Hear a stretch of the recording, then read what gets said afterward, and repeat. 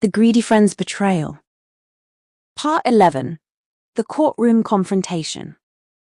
Several weeks passed after Daniel's arrest. News of the fraud had spread among their old university friends. Everyone was shocked. No one could believe that the cheerful and ambitious Daniel Smith had stolen money from his best friend. For Emily, the weeks before the trial were difficult. She had returned to work and tried to continue her normal life, but the pain remained. Some nights she still cried. Some mornings she woke up hoping that everything had only been a bad dream. But it wasn't a dream. It was reality. And now she would have to face Daniel again. The day of the trial. The morning of the trial was cold and cloudy. Emily arrived at the courthouse wearing a dark blue coat. Her hands were trembling. She had not seen Daniel since the day she walked out of the cafe. Sarah stood beside her. "You don't have to be afraid," Sarah said gently. "I'm not afraid," Emily replied quietly. "I'm just sad." Sarah squeezed her hand. "I know." A few minutes later they entered the courtroom. Daniel enters. Suddenly, the courtroom doors opened. Two officers escorted Daniel inside. He looked completely different. He had lost weight. His face looked pale and tired. The confident man Emily once knew had disappeared. For a moment their eyes met. Daniel immediately looked away. The shame was too great. The hearing begins. The judge entered, and everyone stood. After everyone sat down, the prosecutor began presenting the case. He explained how Daniel had created a fake company, produced false documents, and convinced Emily to transfer £200,000 into his account. The evidence was overwhelming. Bank records, fake documents, emails, messages. Everything pointed to one conclusion.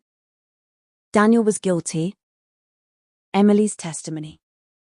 Then it was Emily's turn to speak.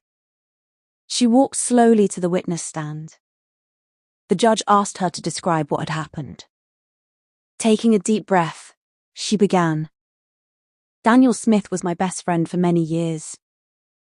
Her voice shook. "I trusted him completely." The courtroom became silent. "He knew about my inheritance. He told me about an investment opportunity and said it was safe." Tears appeared in her eyes. "I believed him because he was my friend." She paused. Then she said the words that touched everyone in the courtroom. "I didn't lose only my money that day." She looked at Daniel. "I lost someone I considered family." Silence filled the room. Daniel lowered his head. He could not bear to look at her. "Daniel speaks."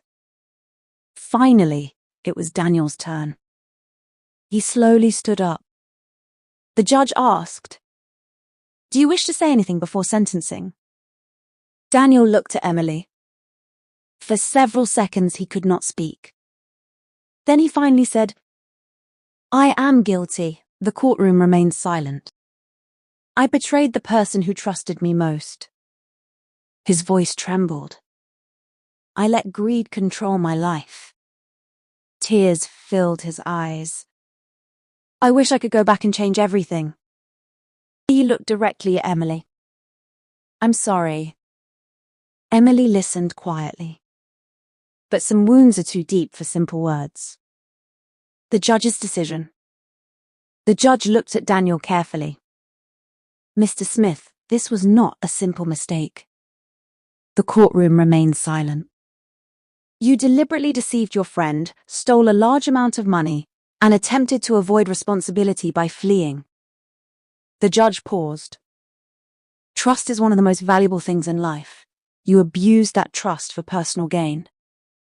Daniel closed his eyes. He already knew what was coming. "I therefore sentence you to 4 years in prison for fraud and theft." A gasp spread through the courtroom. Daniel slowly nodded. He accepted the punishment because deep inside he believed he deserved it. One last look. As officers prepared to take him away, Daniel looked at Emily one final time. "I never meant to hurt you," he said softly. Emily's eyes filled with tears. "You had many chances to stop," she replied. He said nothing. But she was right. Every lie had been a choice. Every step had been his decision. The officers led him away. And just like that, the friendship that had begun at university officially came to an end. Emily watched him disappear through the courtroom doors. A chapter of her life was finally over. But healing would take much longer. And although justice had been served, one question still remained. Could either of them ever truly move on from the past? To be continued in part 12, A New Beginning and the Final Lesson.